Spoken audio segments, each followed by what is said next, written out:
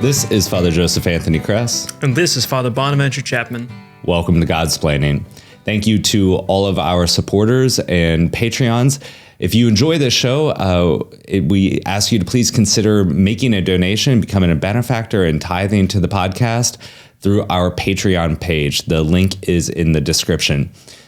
Please be sure to like and subscribe to the Godsplaining podcast on any platform that you are listening and or watching to this episode on.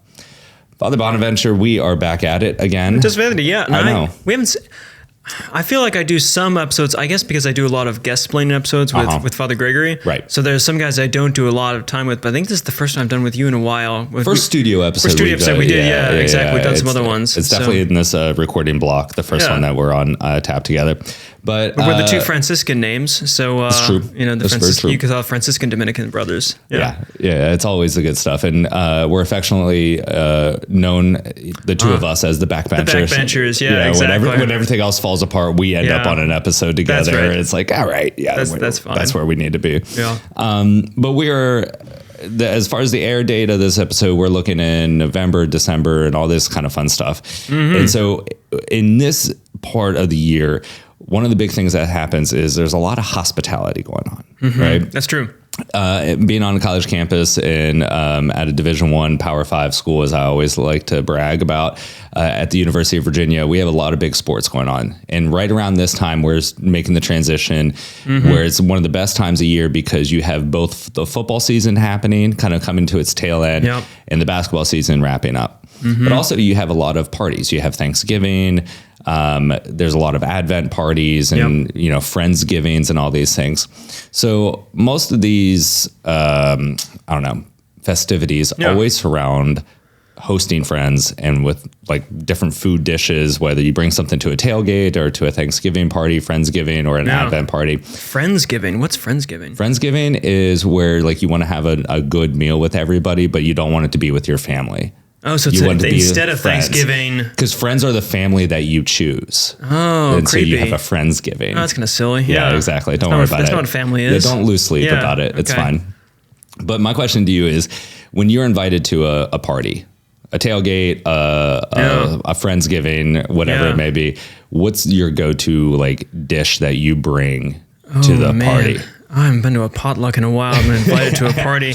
I mean, if it's around Advent time, I suppose it'll be some sort of like Christmas cookies or something like. I mean, I'm a slave to those cookies with icing on them. My sister particularly makes great cookies, kind of sugar cookies with the icing and little things on top. So I'm not going to make those because I have no idea to do that. I think I've done that once, and so I might buy those things. Or if it's an evening, some sort of wine. I'm not really a wine connoisseur, so I don't never know what to do with that. But that's kind of thing you might bring to it.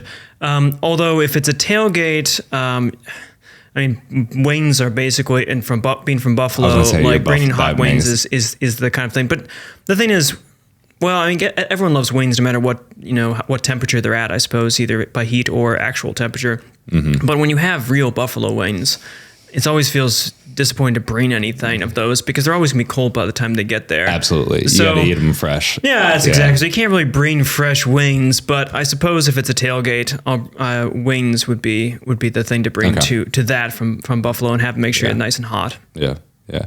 My go-to is a spinach and artichoke dip.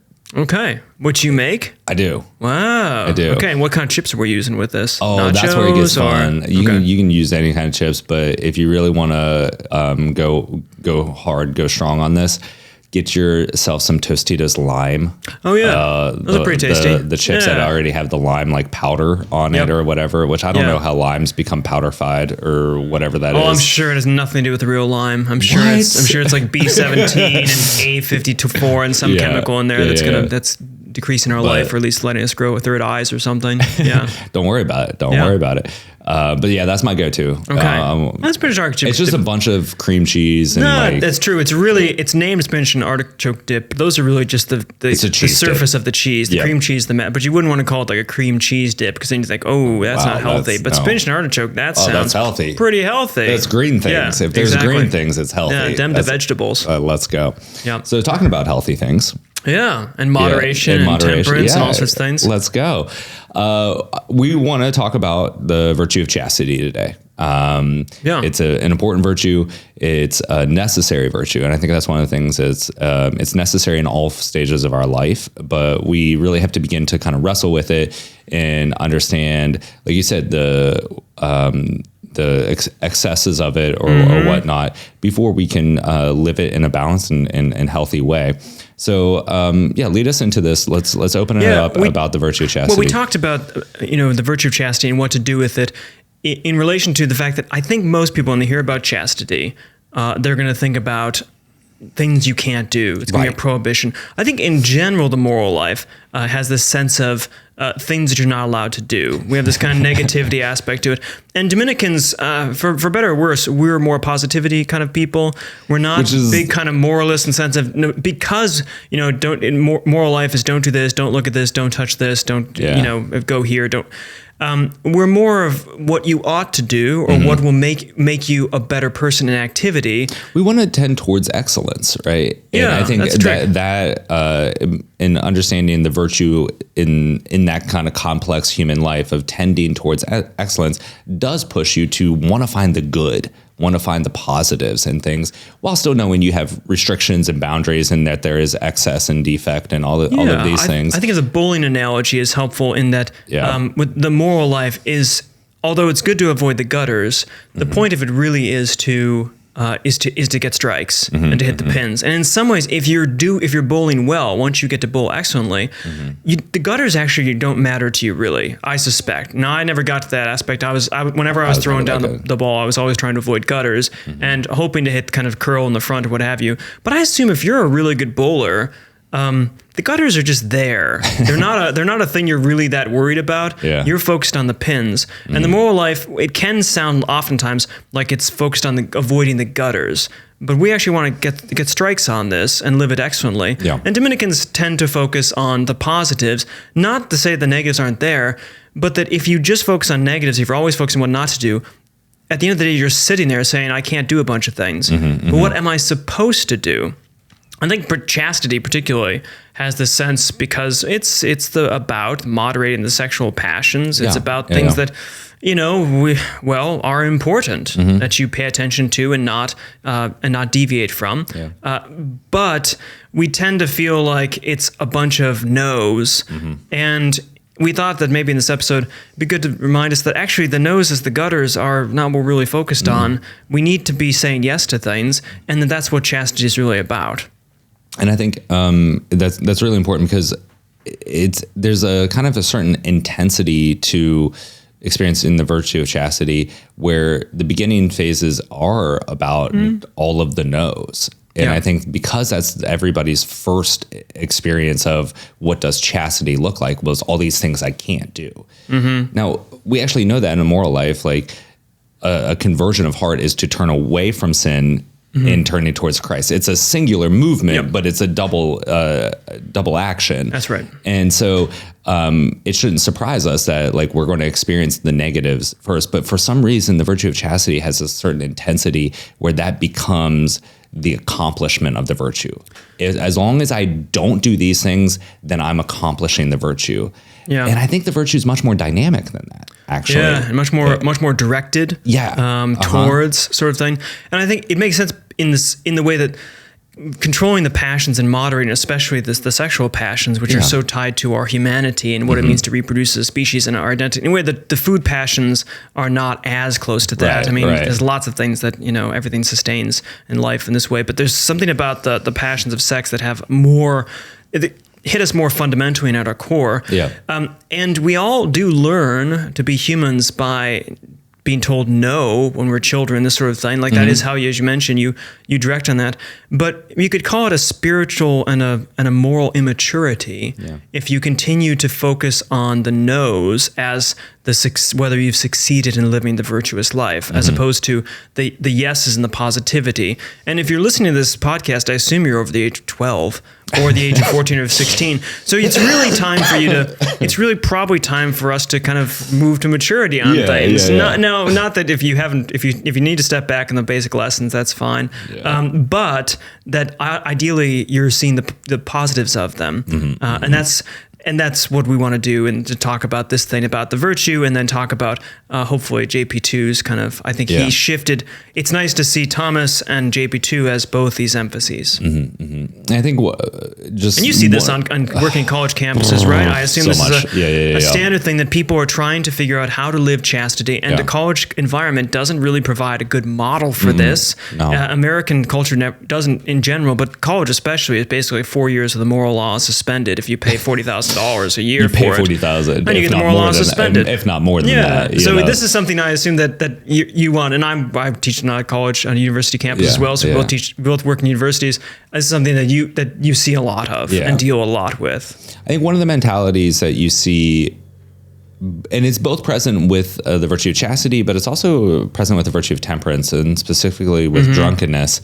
And there's a mentality that as long as bad things don't happen, I'm okay. Yep. I got away with I didn't violate something or make a mistake. As long as there are not like negative consequences. And I see this with a lot of students who struggle in some of the party culture and stuff like that, is there's this mentality is like, oh, well, I got really drunk one night, but like nothing bad happened. Like I didn't punch my roommate and I didn't end up in jail. So I got blackout, but like I didn't end up in jail. So I got away with one. That's fine. It's like, no, that's a problem. Well, the question is, okay, nothing bad happened, but did something good happen? Yeah. And they're like, I got drunk. And you say, well, but maybe that's not good. Right? I think the same thing applies to chastity. Is there's this mentality of, I'm going to not do all these things. I'm going to not do it. Well, why? Because bad things are going to happen. Consequences and such. It's like you're always trying to do, I have to like kind of tighten up and white knuckle this because I don't want bad things to happen. Don't want bad things to happen. It's like, what about tending towards the good? That's true. That's like, true. What about like moving towards excellence? And you are going to make sacrifices, or you're not going to act on your passions, or one of the things that's always said in kind of chastity talks is like, well, if you say no to something, there's always an implied yes. If you say yes to one thing, there's implied no's. Yes. So it's kind of thinking through like, okay, if I'm going to focus, if I'm in a state of life where I cannot act, there's a kind of negation that going on with my sexual passions. What am I saying yes to? What is the positive or the excellence to which I'm tending through this is a necessary action of mine right now? Yeah. I suppose this is a nice point to make the distinction between chastity and celibacy. Yes. Because I think people think that these are the same thing, but as a philosopher, I'm very attentive to distinctions, words, especially concepts. Yes. And we take vows of chastity. Well, the evangelical councils are about chastity. Celibacy is the you could say the discipline. So celibacy is that we are celibate. It's a particular form of chastity that says we're not engaged in any sexual activity. We're not married, so therefore, we don't act on the sexual passions this way. But that's not the vow and the evangelical counsel. The good, the chastity is that, which is defined in different ways. The Catechism talks about the integratedness of the person, the whole self integrated, which is again a positive fact. It's not the lack of something, but rather the right ordering of our passions to it. And we are all, the Catechism is very clear about this, just like we were all called to be integrated, and especially as sexual persons, since that's part of who we are as humans. And so we're all called to chastity, whether you're religious or whether you live a lay life. Everyone's called to chastity. Our form of chastity is a celibate life, but it's still a chaste life, as opposed to a married life that is also a chaste life. Absolutely, and I think that's one of the really important understandings of like, okay, this is about the right ordering of my sexual passions, not the annihilation of my sexual passions. And I think, when dealing with college students, and I think there's this unfortunate presentation of, chastity culture that starts in junior high and high school and continues on in many different circles. And unfortunately, the presentation of what chastity looks like is that you lack passions or emotions. in any kind of sexual desires apathetic is if I have an attraction, then I'm unchaste, and it's really problematic. And we're going to fast forward the tapes a little bit. I do a lot of marriage prep, a lot of wedding prep, and to couples who are very intentionally in living a chaste relationship. There's sometimes a very hard transition on the night of the wedding. And it's very difficult because for decades they've taught, okay, any sexual arousal or any sexual attractions, I have to eliminate. To be a good virtuous person is the elimination of sexual desires. But now I'm married and I should be doing this. And it's a really difficult transition unless it's right ordered. Like the catechism talks about being an integrated person and saying, oh, at this stage of life, I'm not going to act on this, but I'm not a horribly person for having these attractions and arousals or desires. It's okay. That's part of my humanity, but I need to order my humanity. I like that, the not elimination but integration. Yes, that's what chastity is about. And it's so, as you mentioned, it's under the virtue of temperance, which moderates the passions of food, drink, for food, drink, and sex, the desires for these things. And it's not the avoidance of all these passions. We have them, they're integrated in who we are. It's the right channeling, integration of them into our state of life, our call, our vocation. And it involves being attentive to them and getting them into a positive, what should we say, upbuilding of the self, as opposed to one that, the problem is oftentimes in chastity, and we generally, you can err, of course, in vices in either excess or defect, and usually one or the other is the more likely to err. And very few people, I suspect, although it is certainly possible to err in the sense of defect, such that you just run away from women or run away from men. You have absolutely no desire to do this, and have you hate being a sexual person. That is certainly possible, especially the psychological stuff involved too. Generally, we'll probably err on the side of excess, and the problem with that, of course, is that it diffuses oneself. So when you act on the passions, when the passions are in charge, the passions are aimed at particulars, situations in this, and you get diffused over those individual particulars. Whereas when you bring the passions into virtue, you draw those particulars up into a singularity, one goal, one focus of the self, and then you're in control as opposed to like being spilled out other places. So it has this sense of when you don't pay attention to the passions and you let them control, it's like your soul goes to the ground and spills around over it. Whereas when you have it in control, you're bringing it up and aiming towards the oneness, towards God in that way. So that's part of the integration. But that's the Thomistic one, Thomistic kind of view, which is super helpful on this as well. I'm a big fan of it. I've found it very helpful, especially working with our students and the couples that we do marriage prep. Like it's really, really helpful. I remember there was one time I was doing marriage prep and the couple we talked about, we had kind of the sex talk of marriage prep and everyone's favorite session. If you're a priest, this is everyone's favorite session of I'm like, if everybody else is willing to talk about sex, why shouldn't the priest be? And everybody gets uncomfortable. I'm like, you listen to anybody else in the world talk about sex, and this one time that the priest is going to talk about it, you start squirming. These are like the conversation we should be having. Exactly. But I remember the next meeting we came back, the guy was like, Father, I've been in Catholic school my entire life. I have never heard this. He's like, it totally changed everything about how I'm approaching marriage. Because unfortunately, he was seeing marriage as the like doorway. He crossed the threshold. Now he gets to have sex. Like marriage is the permission to have sex. Finally, the gate can open. All those unruly passions that I've had can now finally. And he was like, they're permitted to be unruly in this place. It's like everyone has, even you have a party, a drunken party. Of course, on St. Patty's Day, you're allowed to go hog wild. Exactly. Yeah, that's true. That's what he's like. I was trying so hard to be chaste because I knew sex was for marriage. But once you got married, then it was like fully. And he was like, I had no idea like how to integrate that. And that it's so much more. That's right. Chastity in marriage is so much more, and it's really beautiful, and allows the spousal union to really be in its fullness in that sense. Yeah, I think this is where, and I think we're both inclined to JP2 and attentiveness to this. And I know in my marriage prep, I use JP2's stuff. especially his work on chastity and love and the gift of self. And you can see this in the Catechism where it talks about chastity as being not only integration of the self, but for the gift of self.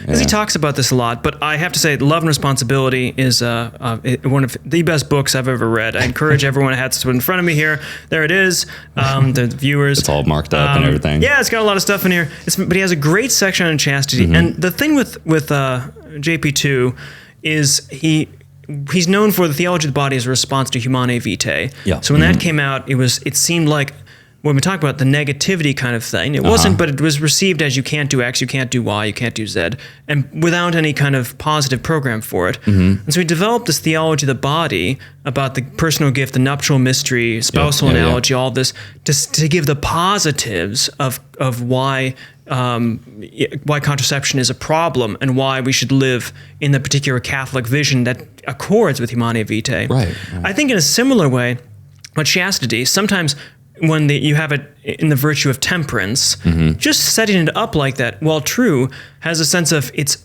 already saying no. It's moderating, which is to say, we've got to like no in some fashion, or kind of no, kind of yes in this way.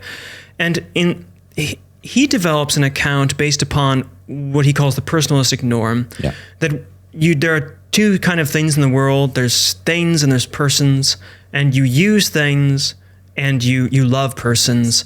And he's very attentive throughout this book, and I love it. He gets it from a German philosopher, Immanuel Kant, who gets it from Christian Augustus Crucius. But in any case, we won't go into that. That's a rabbit hole. We're not going to go down. The matter of the issue is that he's concerned that in the way that we talked about the dissipation through the particulars, that we all, because of sin, slide into treating persons like things and to use them.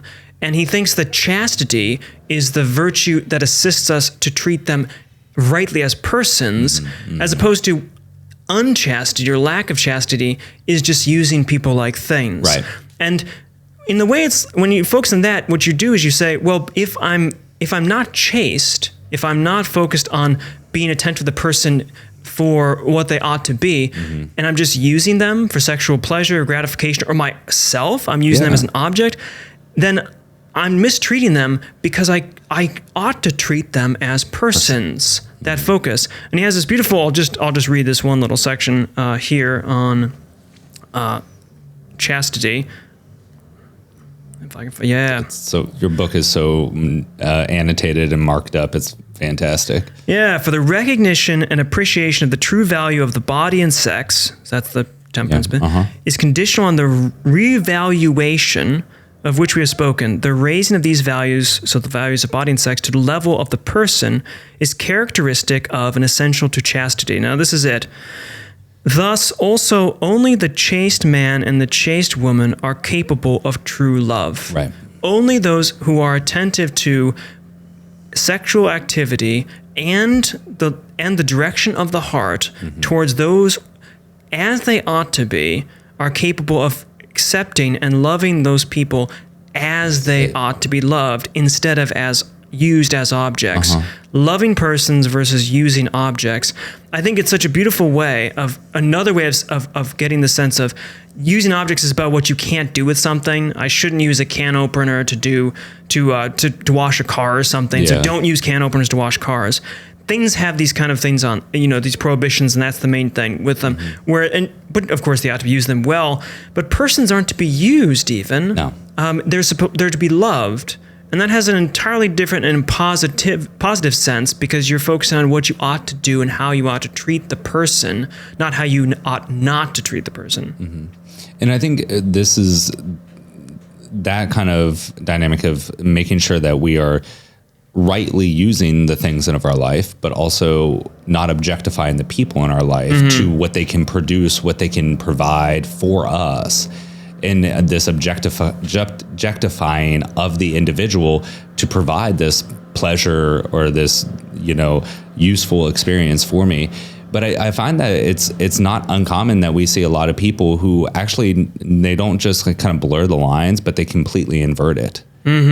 Yes. They love their things and they use people to increase their things. Of course. Of course. And I know this is a whole societal issue and things like that. But what John Paul II is actually beginning to open your eyes and peel back the layers to is like the rightly ordered person who uses things and loves people. Yeah.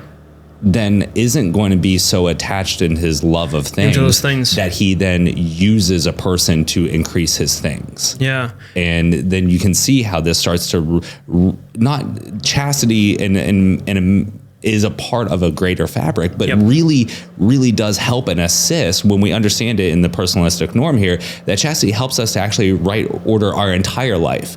Yes. It's particularly about our sexual desires, but with this motivation, with this understanding of the fact that I should love people and use things, not love things and use people, then I start to actually strive for excellence in the proper way in the entirety of my life. Not just in the sexual desires, but in the entirety of my life. Yes, and this is where JP2 realigns. So chastity is traditionally under temperance, which is in a sense kind of the lowest of the virtues, but moderating the passions of sex, food, and drink. But he says, of course, because charity is the form of all the virtues, and he puts chastity as partaking, in a sense, more of even that love of charity for love of God and therefore love of others, such that then it does, as you say, reorder your entire viewpoint of how you see the world, and not only the world, but also how you see God. The point of chastity is not just to make sure you don't misuse people by not using them, but rather treat them as persons, but that you love persons in the right way, in the full sacrificial way, such that you start to get a sense of what it means to love God and see him loving us on the cross. So instead of, again, diffusing down to the ground, it's pointing us up to heaven. And that's why anyone is chaste, is because the virtue of chastity leads to the virtue of charity and love, redirects us, unifies, integrates us for what we ought to be, so that paying attention and seeing people as chaste with chaste eyes, seeing people with chaste eyes means that you'll be able to see and loving them with chaste hearts means that you'll be able to see and love God in them and above them, which is the reason why, again, we all have to aim for chastity. Yeah. And us as religious are the eschatological sign of that there's only one person, three, that we should be really loving in this full way. And I think, in a upcoming episode, Father Patrick and I are discussing Dante's Inferno, and the first ring of hell is lust. Yeah. And that episode is probably already, it's coming up. That's right. I think it's next week's episode. It's next week's episode. So preview. But one of the things is like you were saying is that like it helps us to open our eyes. A chaste life helps us to open our eyes to hopefully how we begin to see each other and see God. Yeah. And I've worked with a lot of students and a lot of other people at the parish and throughout my priesthood, where you work with them, and once they feel like their struggles with lust or their struggles with unchastity are the thing that just motivates and controls and dictates their entire day. Yeah. Every day. It's like this thing. And then once they're able to establish a habit and then moving into a virtue of chastity, they start to, I know this sounds like kind of romantic in a sense, but they start to see the world in a whole new way. Yes. And like, I can do these things. I can, really strive. Now that I got that kind of mountain behind me or anything, once again, it's the lies of the evil one that lust and chastity is such a mountain that it is. It's not. You can overcome that with God's grace and habits and things like that. But it is really beautiful to see people like kind of get this breath of fresh air and they're like, oh, I can see things differently now. Because it's been such a blinding effect. With that hope and that desire, this is preparations for how we see other people, not as objects, how we see ourselves, not as the scum of the earth that struggles with unchastity, but also the gift that I am in being a human person with my own sexual desires. Like that's a real gift, but also that preparation to see God. And who he is as well. Yeah, we're made in the image and likeness of God.